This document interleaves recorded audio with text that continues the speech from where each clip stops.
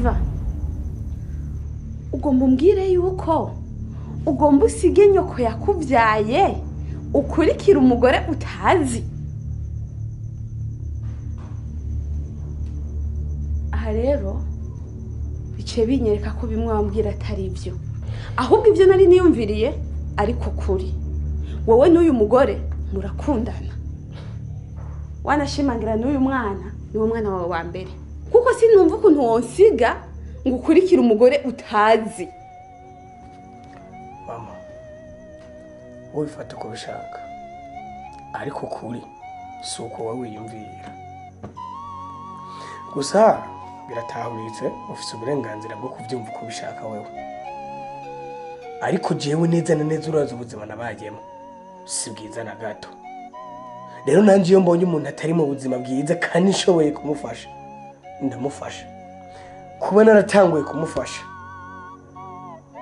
ntegerezwa guheraheza kumufasha. Ari netugende.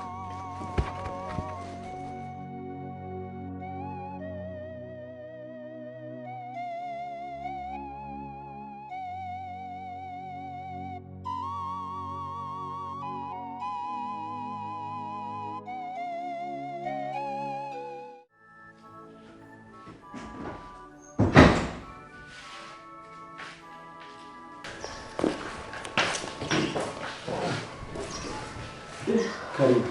Sawa, ni sawa. Mungu urarushe cyane kandi umengo wacanganyikiwe. Afise ubwoba. Afise ubwoba bwa Aline.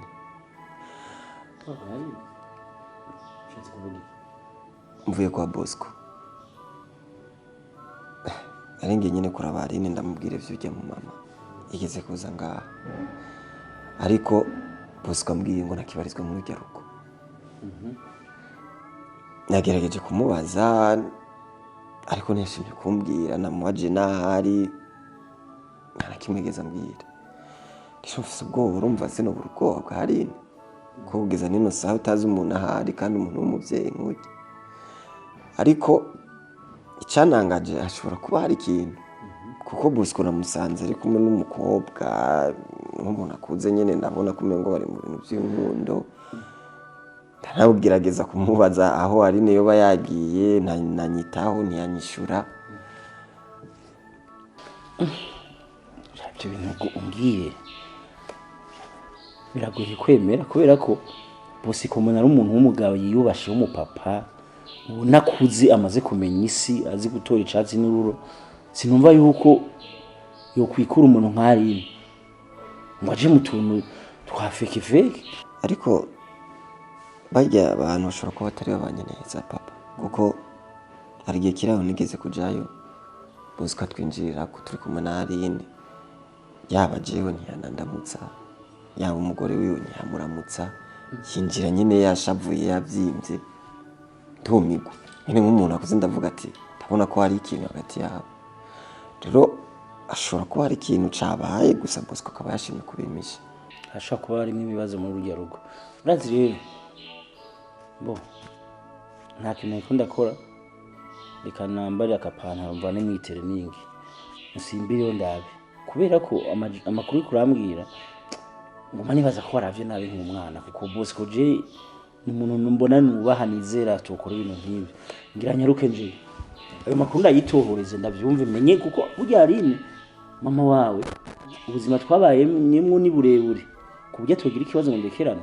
Ilifo ko tumenya ari hehe, yagiye hehe, ibintu nk'ivyo abaye. Rero nta wundi kutubwira atari Bosco. Reka nshema gapanda.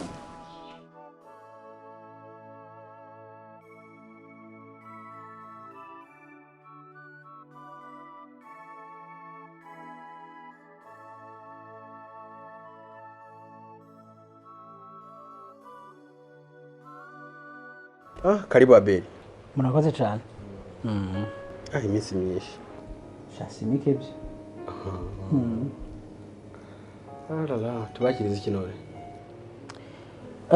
Oya. Cyo kunyakira byihorere, ubwo reka ngire ko nk'umugi w'Igisahira.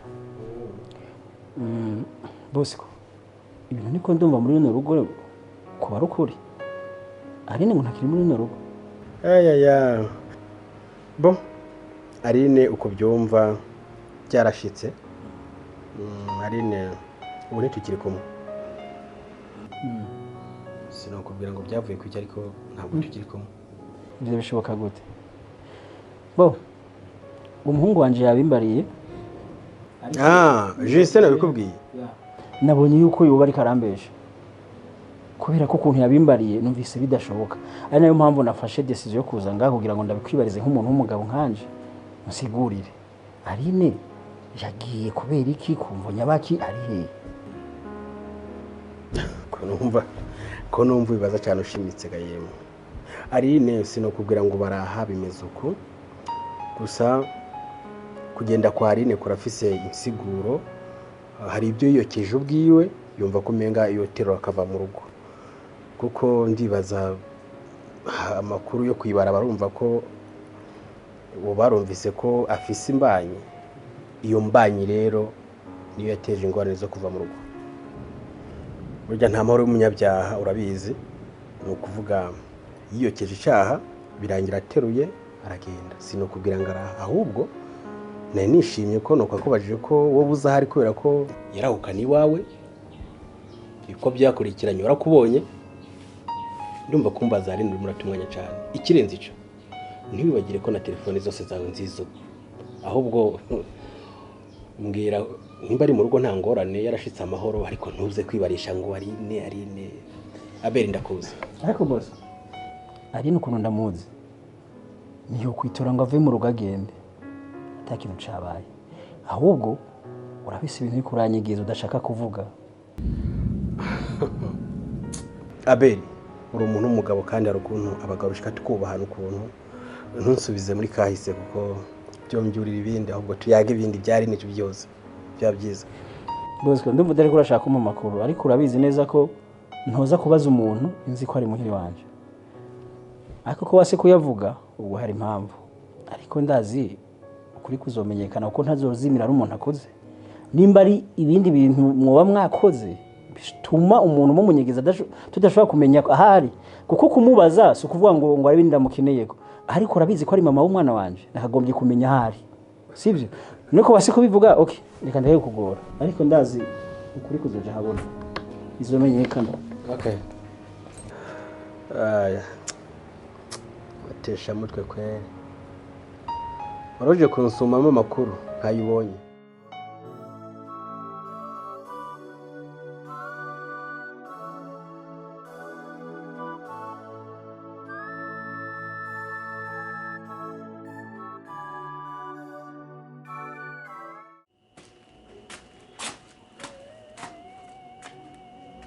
Chérie.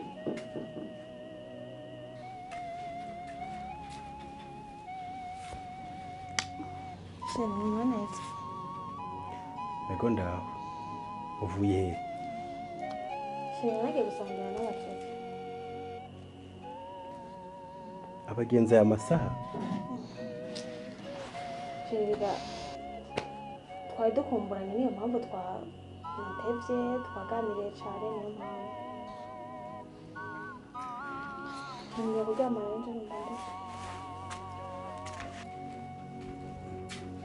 Nice. Ngo ndakubaza. Charanga.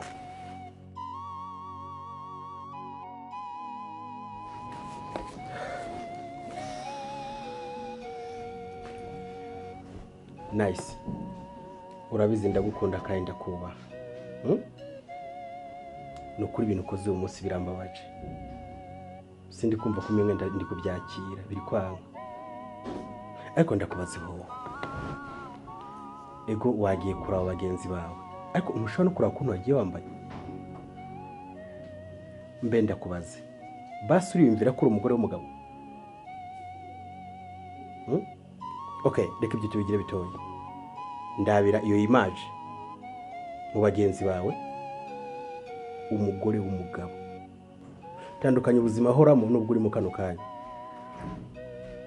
Turumvikana. Bisiguye ko mbere wo mujene buri kimwe cyose nta gukontrola ariko uri umugore w'umuntu. Urumva ko ubuzima ahoramo n'ubwo urimo biri defera cyane. isiguye ko ndagusabye uhindura abagenzi uhindure buri kimwe cyose haba mu myambarire mu migendere mu baza ngaha mu mugendana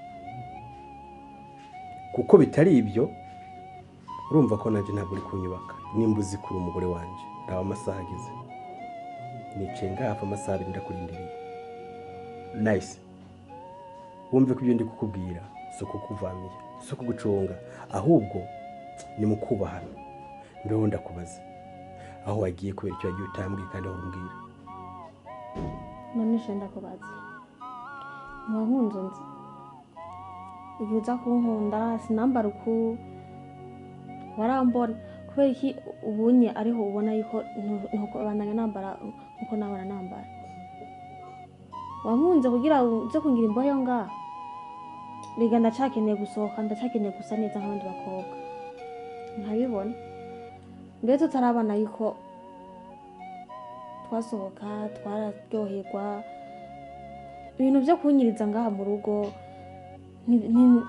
ntabyo ntushobora jewe shira byose yonda umugore mugabo ndacari muto yakusazisha ataragera nice hindura ubuzima ubura umugore w'umugabo nuko ubonye mwibarabara wumve ko uri kurengana mwibarabara abone ko umugore w'umugabo ntabwo ndi kumva uri kumbwira ko wabyumvireho neza ikintu ndagusabye igenga ubuntu wifatira ufasoni n'abakubonye wumve ko umugore w'umugabo kandi byo wari kunyubahisha ni ukuvuga ubwo buzima uri kwiyumvira bwo gusohoka babagenzi bawe kaga kuko warakarenganye ndagusabye iyi nama ibi ya mbere n'iya nyuma tuyagiye ngaha kuko ntabwo nubihoramo kuguma niciye muri salo ndakurindiriye je ndi umugabo ndakurindire je mugabo ntigikunda wigenga ubuntu rero twubahane ntibize bisubire burembaye umwana mutoya kuza ndavuga ati ngiye aha akantu kose ngize ndizo ndakubwira ibyo nabyo ntushobora ahubwo ndagiye kuryama numva ndushe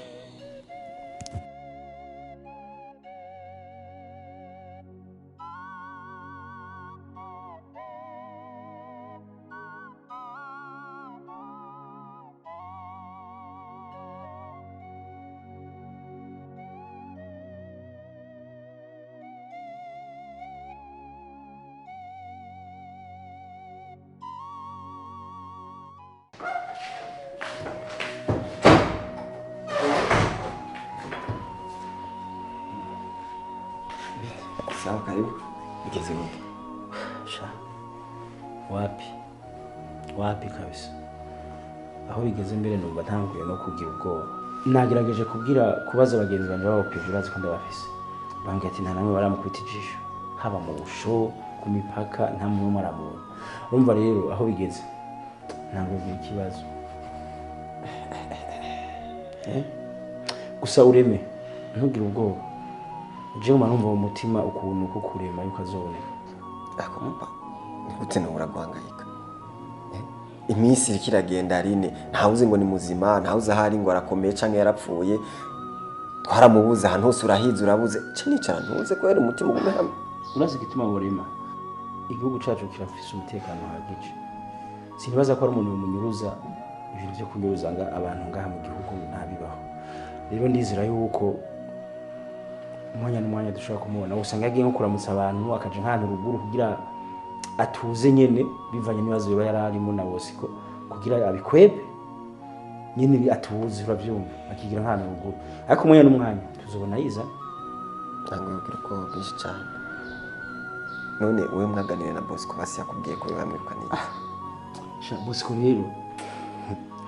boss ko rero yanyagije nawe kandi adashaka no kumvugisha yambwiye neza ko usije ndamujejwe usa umwana muto ibindi ngo ubone kumubaza wewe ngo uko na mbere yaje wawe nyine nkaho umengo ashaka kumunyegikako yambwiye nabi kabisa navuye niruka naza ati umuntu nta n'inyungu kumubaza ariyo mpamvu nahisemo kubaza nyine inzego z'umutekano n'ibindi kubera ko boss ko ntiyashatse kumunyuca uhagije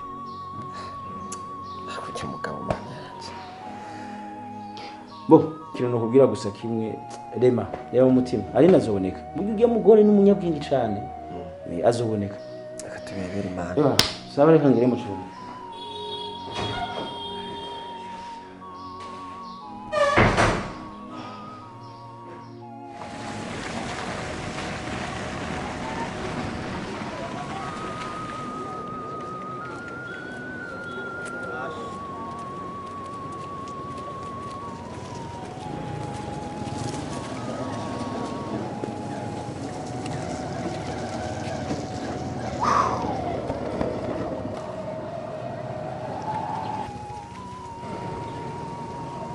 kumenga rumeze neza hari ikibazo kibaye karabaye Karabaye urabona ko naringiye kuriya nta bege ndayisizeyo burya nshitse hajya barahejeje kwandika byose hageze kubarira kumbe naribagiye yuko iyi kabutura yatabutse ca tuyishiramo ya mahera burya rero ngera yadutibukanye igihe twari ko turanze kugeza iyi saha rero sinzi ico gukora kuko urabona nciye mfata ryo twagurishije telefone nice ndayavanga nayiwanje byose byagiriye rimwe narinzi ko turara ngaha umunsi umwe hama ejo nzinduke nza kurondera inzu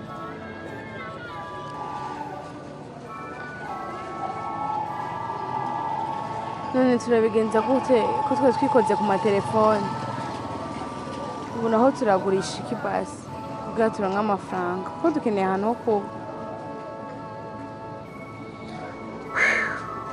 urazi basi tufume tugenda turondere hano hari bijuteri tugurishe zino shanete turabe ko twashobora kuronka amafaranga oya urabona twamaze kugurisha amatelefone tayari izo shanete ntabwo twazigurisha kubera ko wowe uri kubihomberamo cyane gusa ntawomenya izo shanete usanga ziragufashije imbere ubu mu bintu utazi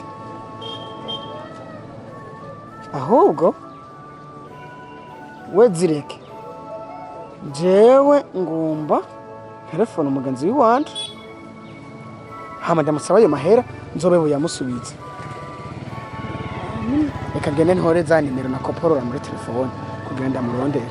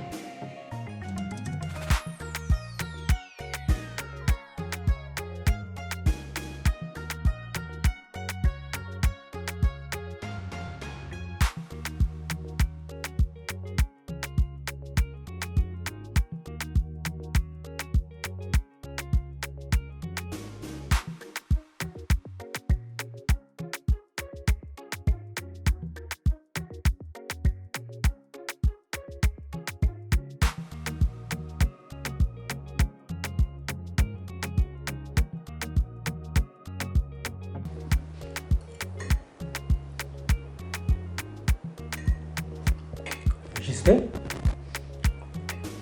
Niba kikumengo nkari hano hafi. Ariko urajya mbona twinga ubusa habaye.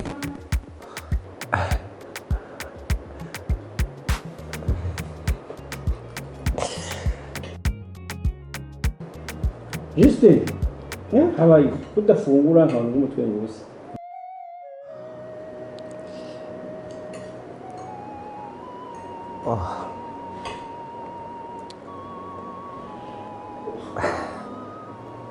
Mubisanzwe papa ntugizera nyene ko ndabona twicaye nk'umuryango turiko turasangira twishimye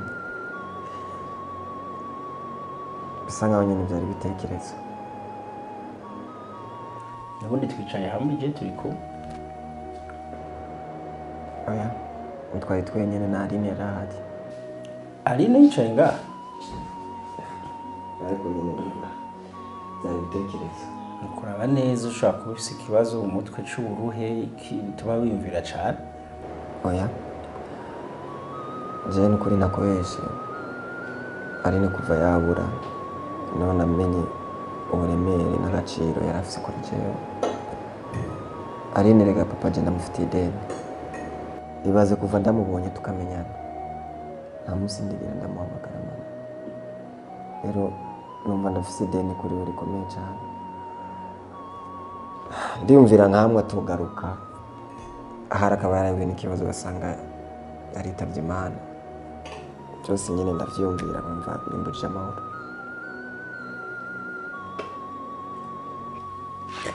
bisanzwe mwana wanje ndumva urafise agahinda kenshi kandi urababaye kabisa ariko rero je nka papa wawe no guhumuriza reka kumwumvira ko cane ari ubwo usenga Imana nyene uyibwire kugira ngo igere igihe umutwereke kandi je ndakwijije yuko ari nazoboneka kuko Aline n'umuntu akuze si umwana ashobora kuba yabaye araja hirya gatoya kugira ngo arinde wewe na jewe kuko arashobora gusanga kuja kure yacu gatoya ari byo biguha amahoro canke natwe bikaduha amahoro ariko amaherezo igihe kigeze azoza mwana humura reka kwimvira cyane fungura ibyo ndazi ko birahora umaze umwanya munini utari kurafungura murakoze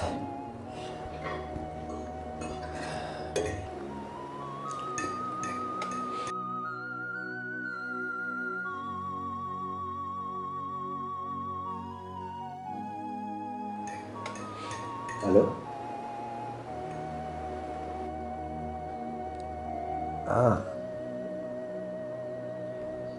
Muri he? Sawa. Nari ndi muhira reka nitegure nze.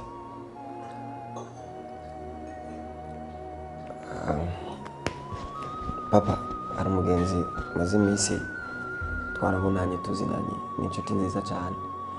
Rero ambwiye ko ahuye n'ikibazo ankeneye ubu nyine. Mbabarire nje ndagika ndagaruka kurya. So, mani kuzigama. Nitegure ngende. Okay.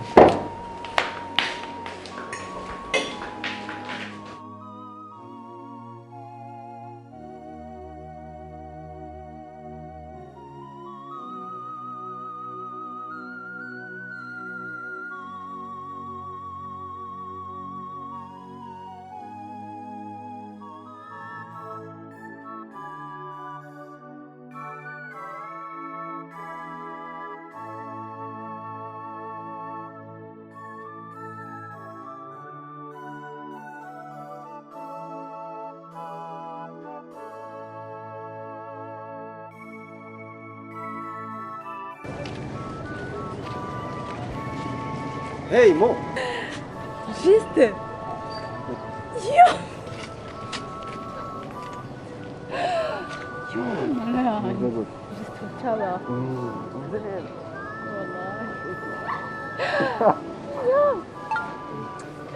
Juste. Juste imyaka myinshi. Ndarota cyane. Ni wewe? Uretse aba. Oh my god, man. Siwego mu nda. Ona nenda gukumbuye. Hey. Usiko wahindutse cyane. Mbona neza. Uretse nawe ujya mu nzu yacyo. Ngiye nawe kuvugana iminota 2 ndindirane. Ndakeneye tuyage byinshi. Ntutere ndagusa. Aya. Dad ubunyene. Sana ndakurindire nga.